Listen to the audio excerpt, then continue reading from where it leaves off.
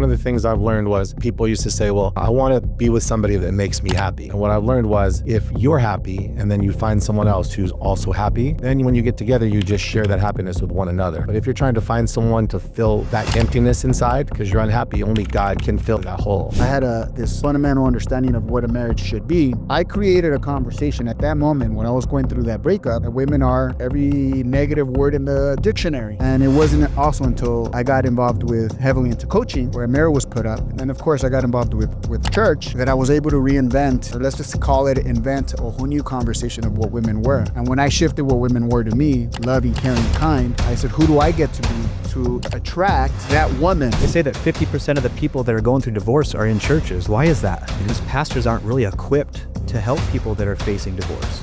They'll just tell you, oh, I'll pray over you. If you have major traumas, if you were molested when you were a kid or you were abandoned as a child, you can't just pray your way out of those things. At one point, you've got to do the work so that God can do the work on you. And so it's more of just, okay, what traumas are blocking me from actually walking with the Lord, right? Because I was going to church and all this mix of facing divorce, I was heavily into church with my wife. I was training to become a pastor in the middle of all this. Wow. I was carrying my Bible everywhere I went. I was doing all of the checklist Christian stuff, but behind the scenes, I was a mess. I was still drinking, watching porn. But then the minute I started doing the trauma work, I'm like, oh crap, like there's a deep work that I need to do on myself. I've got to get myself in a healthy position. And once I did that, that's when I started to see more of the Lord working in my life. And it started to connect. Like, oh wow, you can't have one without the other. I can't just be overly spiritual without the emotional. They both combine. There's a psychological piece and there's a spiritual piece. And if you can combine both of those, you have the ultimate man, the ultimate version of yourself.